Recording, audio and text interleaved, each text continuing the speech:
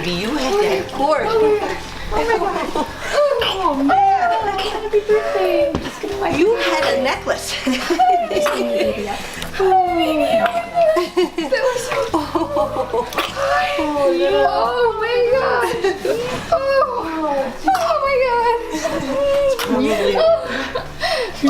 that was revelation. Hi, baby. Do you want to go? She made a little noise. Hi, baby. Oh, hi, baby. Goodness. Oh my goodness. Hi. Oh my gosh. Oh, I'm so glad you're out. Oh, Hi, baby. cough that up. Oh That up. my goodness. Yeah, good, good, good. What is it? You got it. Oh, you gotta tell us. It's a boy!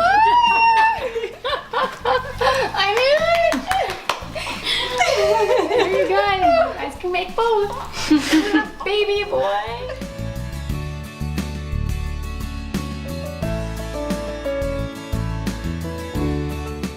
Welcome to Transformation to Parenthood. I'm Dr. Lolly DeYoung.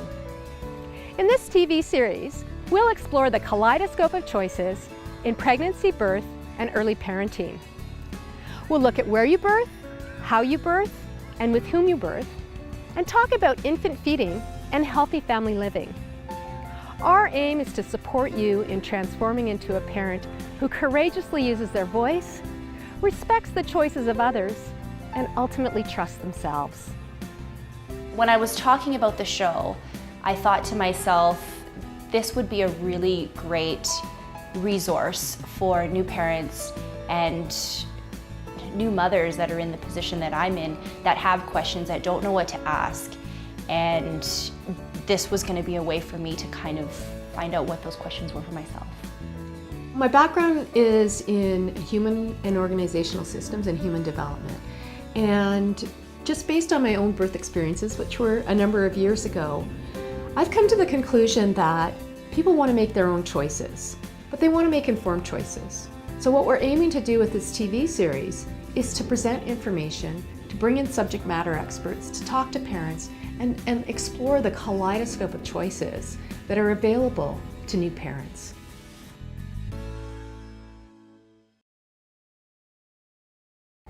The way parents choose to parent is ultimately the right way, and we really need to come together to support each other, because there is no wrong way. Healthy family living involves a whole range of choices, just like pregnancy and birth did. In this episode, we're going to touch on just a small number of those areas. We're going to start by looking at the changes that have happened to your body and how your body's transformed and how you can really celebrate the changes that have taken place and how powerful you are as a mother. Next, we'll look at some consumer-based decisions that have environmental impact and give you information about that. And finally, we're going to talk about some of the emotional changes that take place and some of the signs to look for if you're having difficulty. Healthy family living is really about the kaleidoscope of changes that we face as a family. And it's all about balance. But balance isn't a one-time decision. It's a journey on the transformation to parenthood. When a woman first discovers she's pregnant, I think it's a moment of perhaps excitement, but perhaps fear. You never know how it's going to go. You don't know what your body will do. You don't maybe really trust that your body can grow a life in the way that is about to happen. So I think that women approach that with all of their history, with all they believe about being a woman, and with all of our cultural myths about what it means to become a mother. We have all the icons that we hold for what mothering means.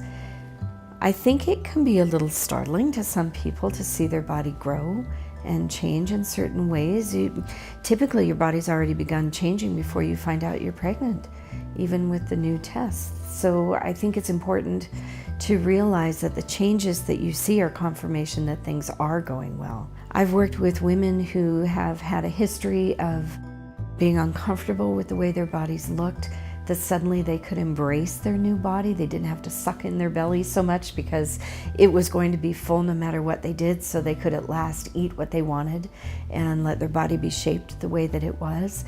And I've worked with other women that embraced the stretch marks or embraced the different colors that appear on your body when you're pregnant or newly giving birth. And I've worked with other women who are very ashamed of it because perhaps they didn't become pregnant at a time that they felt ready for it, or pregnancy came as a bit of a mixed blessing for them, or maybe the birth, the way it went, was a mixed blessing for them. So there are scars that come with some of that, and women approach that very differently. And I think it's a good thing to give women time to experience that, and that's again a reason to find a tribe that you can feel comfortable discussing these things with, and that you can see the beauty in another woman and then maybe absorb that in yourself. It is a celebration while their bodies change when being pregnant, especially if you look at like some of the older clothes that people wear, or, you know, moms come in and, oh, that's too form-fitting, you can't wear that. If you look at a lot of the celebrities, you know, the Victoria Beckhams, the Halle Berrys, Reese Witherspoon, all those women, they all wore great stylish clothes that did show off a bump and like honored and celebrated their babies, and they still looked so beautiful. So I think it's important that women recognize that's okay now. You don't have to hide your stomach or hide yourself. You can show off your bump and look beautiful and show people how proud you are that you're having a baby. I don't think that you have to look as beautiful as the girls in the magazines anymore. I think that you can have the option to be who you are, whether it's lots of makeup and curled hair or whether it's a natural look. Curvy women are in, skinny women are in.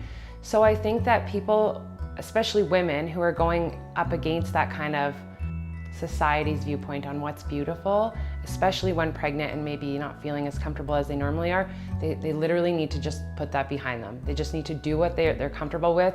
You inevitably make yourself comfortable day by day just by accepting who you are and living your life the way you want to. And that's kind of how society's going, and I think it's like a pretty good thing. A family life and a healthy family life are determined by your choices. And really it's being okay with your choices and taking those steps one step at a time. So we can't change the world, that's okay, but having one small step will affect the world. So how you change within yourself and change within your own family may affect other families, and it's really believing in yourself and understanding what your family's needs are. Welcome back. In this segment, we'll look at choices that you can make that can have a positive impact from a sustainability perspective. We'll look at cloth diapering and its benefits, and then we'll look at some of the purchasing decisions that you can make in pregnancy and parenting that can have a positive impact as well. Include that they're not having that chemical against their skin. Statistically also, babies that use cloth diapers are less likely to get things like diaper rash. Most diaper rash that babies get is from chemical burns from the disposable diapers. So the economical side of using a cloth diaper service is very similar to what you would use in disposable diapers. Children statistically that use cloth diapers are potty trained a lot quicker. So you have to take that into account as well when you're looking at the cost benefit.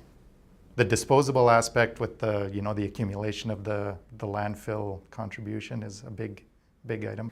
What one baby produces in waste each year, so they produce about 600 kilograms of waste. Just looking at what we're leaving for our children and our children's children, just to take a look at that.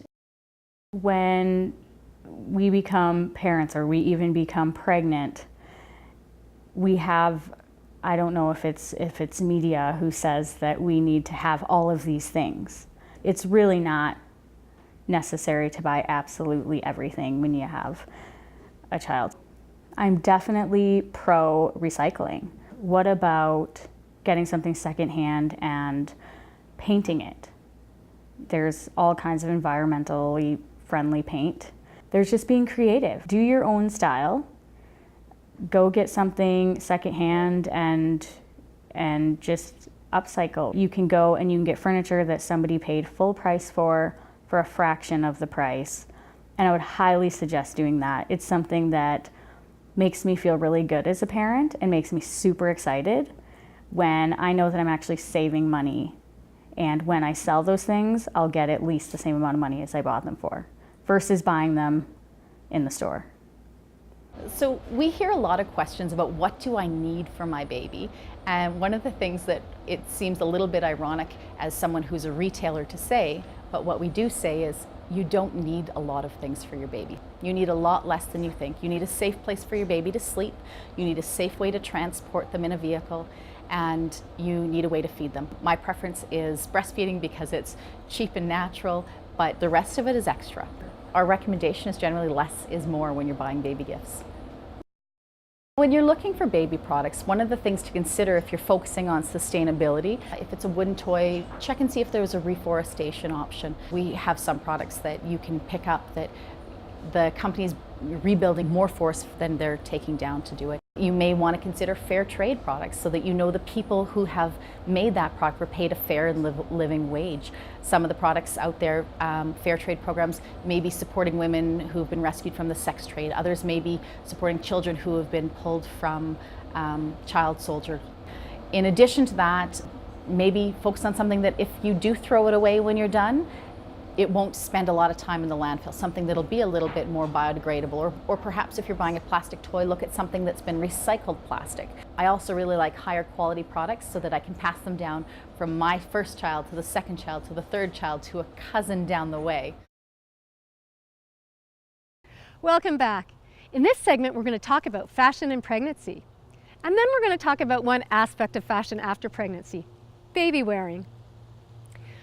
We'll also take a look at some of the emotional challenges that some women go through after having a baby and some of the signs to look for. We'll encourage you to seek balance as a transformed parent. In Canada, we have a lot of really great maternity and nursing designers. There's a lot of good lines out there that are all made in Canada, so you're supporting local economy. They're often super stylish clothing. There's a wonderful line out of Vancouver. It's made in bamboo. It's a patented nursing top. It's called Au Fait Mama. Great line. You can wear it for pregnancy, you can wear it nursing, and you can wear it later on. There's designers in Montreal, there's designers in Toronto.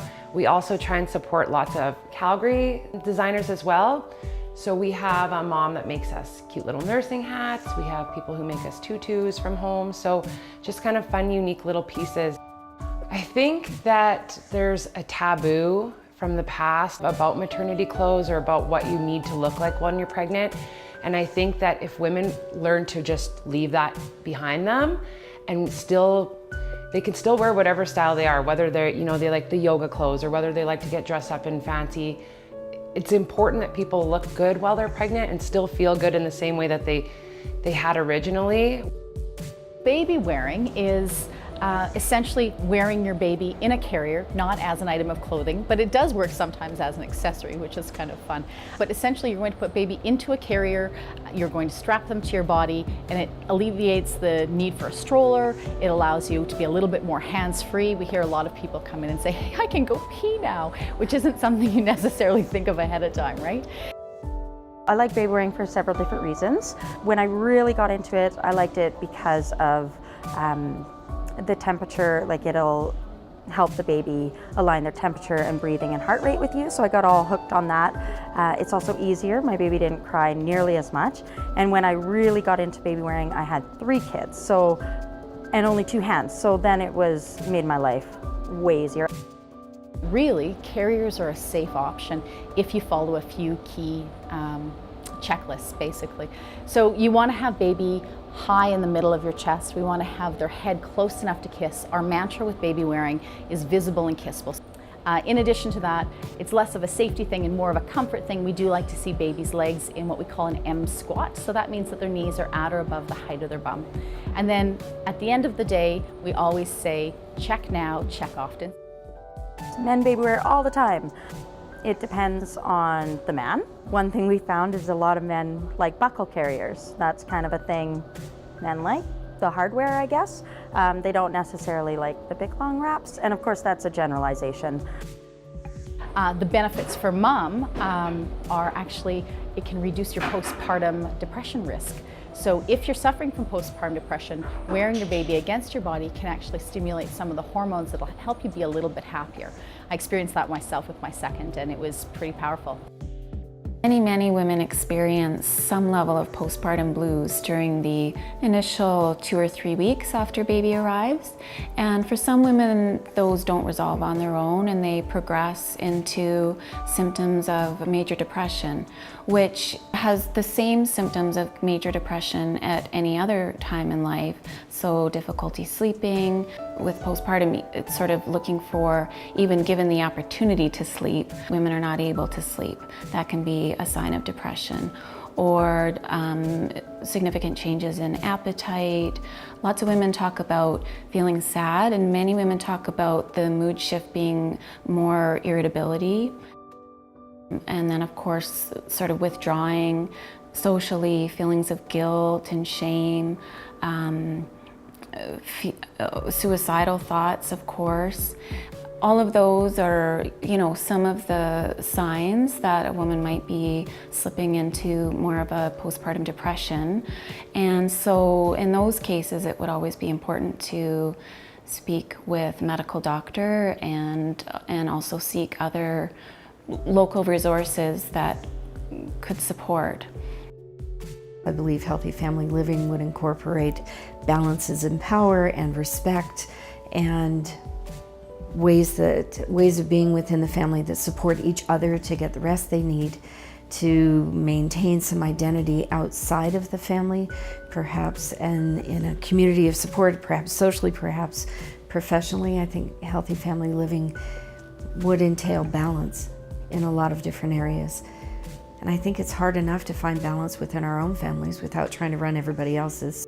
Focusing for our families and deciding what's best for us and then being respectful of others is really the best way to go about making choices.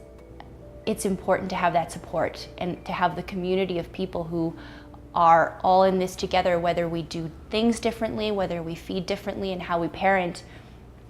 We're all on the same team, which is a parenting team.